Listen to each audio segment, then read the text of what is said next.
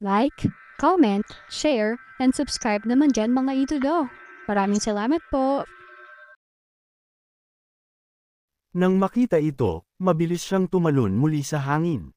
Bakit hindi lumalapit ang batang babaeng iyon? Akala ko matatakot siya at agad natatakbo papunta sa akin. Ngunit hindi tumakbo si Siu Honor, nagsimula siyang manood ng may interes. Isang bagay ang manood, ngunit ang kanyang ekspresyon ay tila medyo mapanlid.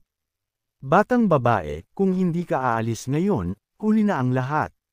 Sumigaw si Dong Fonsho at bumalik sa likod ng Elephant King. Nang makita ito, umiling si La Shou. Hindi makakatakas ang Elephant King. Bagaman hindi masama ang resistensya ng Elephant King at okay ang kapangyarihan nitong lumaban, hindi ito lilipad. Nang makitang hindi natitinag si Siu Honor, nagpakita ng pagsisisi si Dong Fonsho. Hindi pa ako nakakita ng isang batang tao na may pambihirang talento at kultibasyon. Tiyak na malalampasan niya ang aking babaeng disipulo nang hindi alam ang margin. Kung madadala ko ang batang babaeng ito sa ilalim ko, malaking tulong ito. Nakalulungkot, sa utos ni Dong Fonsho, mabilis na sumugod ang Elephant King patungo sa panlabas na gilid. Sa pagyapak ng higanteng hayop na ito, nagsimulang umuga ang lupa.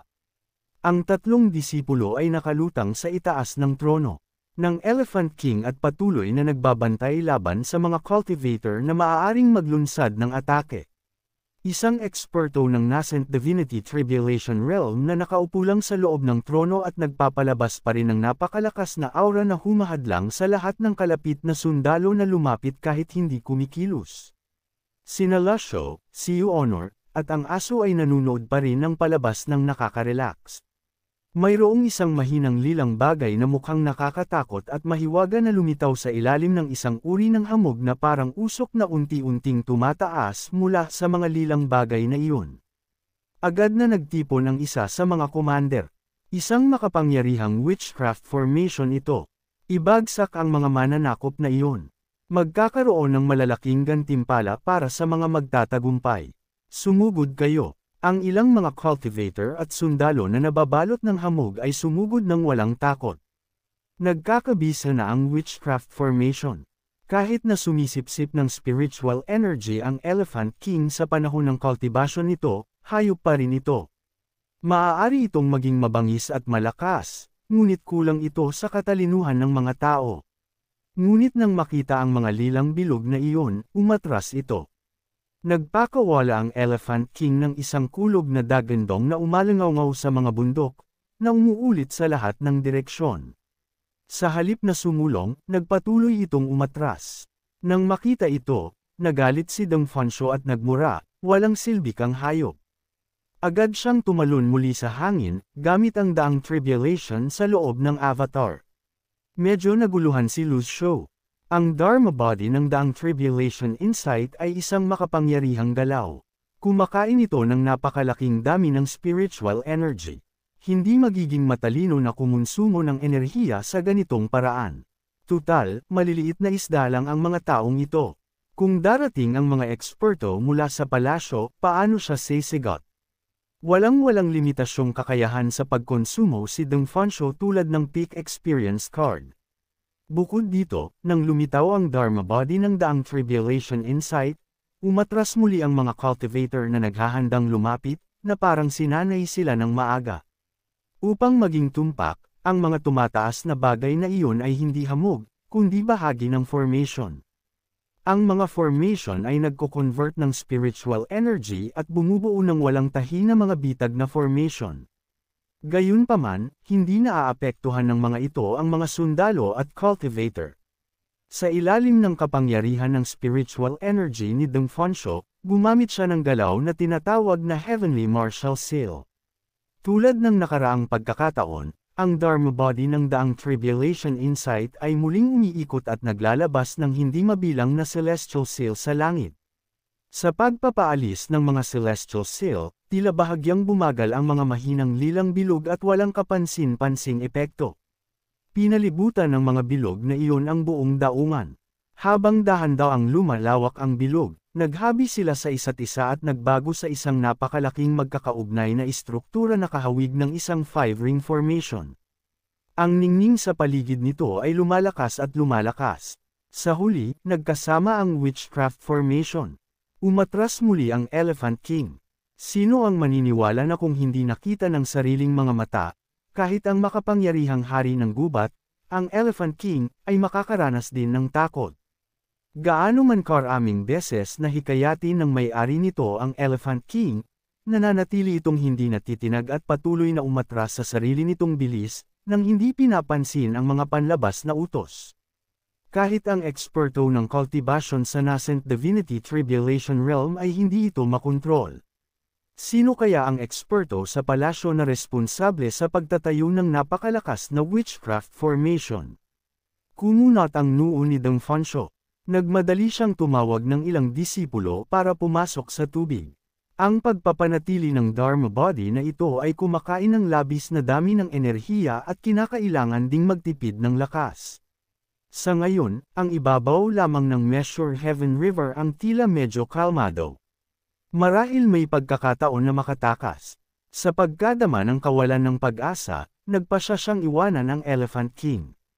Nang makita ito, magiliw na nagpaalala si Lasho, matagal nang natatakpan ng mga bilog ng formation ng ilog, kumakalat kahit sa ilalim ng tubig. Kumunat ang mga kilay ni Deng Fansho habang nakatingin siya mula sa kalagitnaan ng hangin. Ang kanyang tingin ay tumitingin sa ibabaw ng ilog malapit sa daungan. Doon lang niya natuklasan na tama ang sinabi niya. Sa katunayan, ang ibabaw ng ilog ay natakpan na ng mga mahinang lilang bilog ng formation at lumalaki rin sila. Hindi dapat hawakan ang mga bilog ng formation na iyon, kung hindi, sila ay mabibigkis at mapipigilan hanggang sa hamina ang kanilang cultivation at unti-unting mawala. Sa puntong iyon, ito ay magiging tulad ng isang kordero na naiwan sa pagpatay na walang paraan upang baligtarin ang sitwasyon. Pagkatapos ay ibinaling ni Deng Fansho ang kanyang tingin kay Lasho. Dahil napakakalmado mo, mayroon ka bang magagandang diskarte? Mayroon bang mga trick ang matandang ito? Ngunit umiling lang si Lasho. Wala ako. Kailangan lang nating hintayin na lumitaw ang lumikha ng witchcraft formation na ito. Dahil walang natuklasan sa bodega, oras na para tumuon sa mga tao sa loob ng palasyo. Ang mga bilog ng formation na iyon ay lumapit na sa ilang metro sa harap. Sa sandaling ito, lumitaw ang isang cultivator mula sa kung saan, na may panunuya. Oh, hindi ba ito ang kilalang Grandmaster ng demonic cultivation? Nasaan ang mapagmataas na ugali kanina? Mayroon nang nagpaalam sa amin na darating ka. Ipinakalat ang mensahe sa loob ng palasyo at ang witchcraft formation ay inilatag ng maaga. Naghihintay lang kami na kumagat ka sa pain. Ang mga witchcraft formation sa lugar na ito ay inilatag sa loob ng maraming taon at hindi kailanman naging kasing kahanga-hanga tulad ngayon. Paano ito ikukumpara sa iyong harang sa Jinting Mountain? Lumipad ang commander na cultivator, tinatanaw ang harapan. Sa nakaraang pagpapakita ng Dharma body ng daang tribulation insight, nakapagtataka siyang nanatiling nakatago at hindi lumabas. Ngayong nabuo na ang witchcraft formation, sa wakas ay nagpakita na siya. Nang makita ang isang bata na nang ahas na manlibak sa kanya, agad na sumanghal si Deng Fanchio. Napakawalan siya, daang tribulation insight, 5 dahon. Ito mismo ang sandaling hinihintay ko.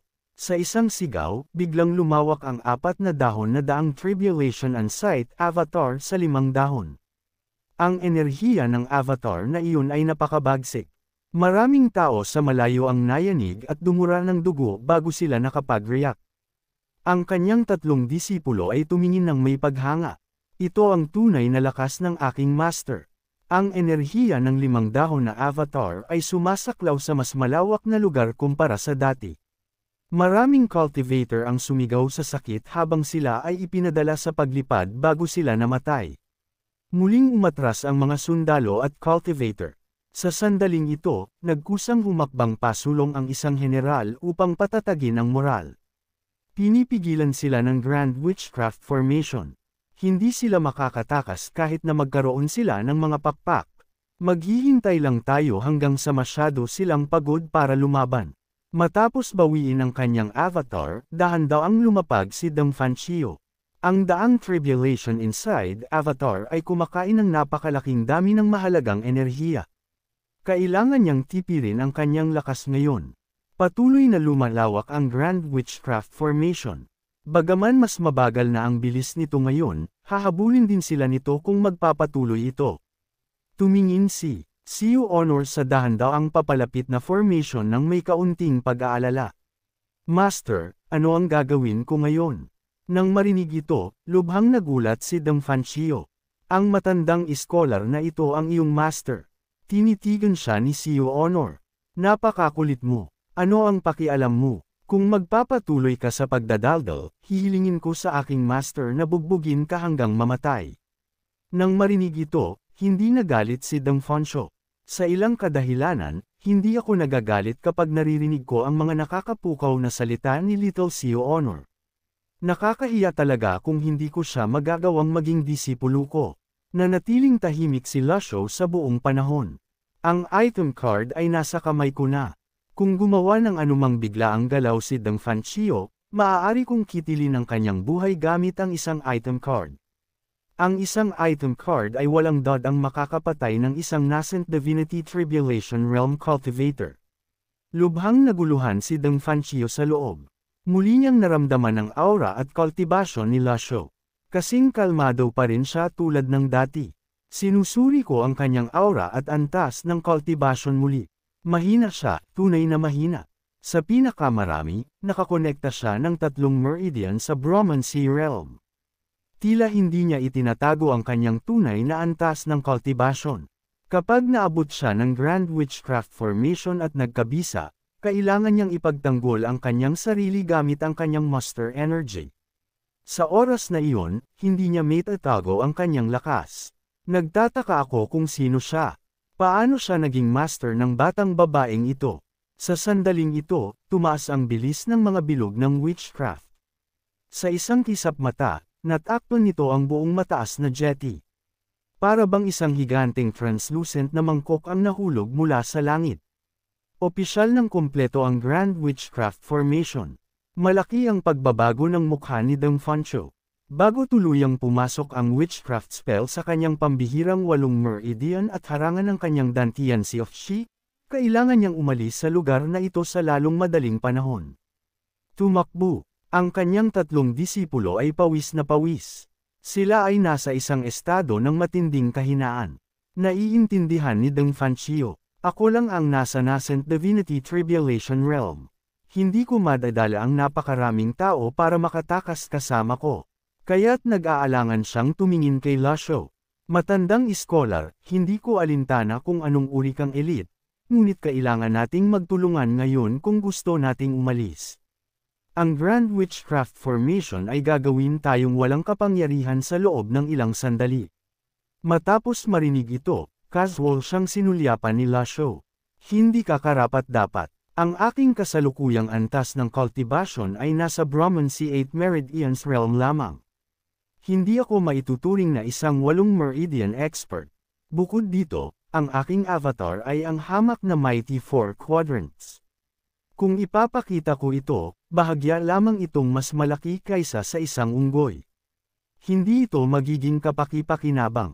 Pareho ang resulta ng hindi pinipigilan ang cultivation. Nagalit si Deng Fanchio kaya't lumobo ang kanyang balbas at tumitig. Kung hindi ko tinawag ang aking daang tribulation inside avatar kanina, patay ka na ngayon. Inilatag ng palasyo ang Grand Formation na ito upang bantayan ang lugar na ito. Ngayong na-trigger na ang bitag, hindi tayo makakaalis kung hindi tayo kikilos ngayon.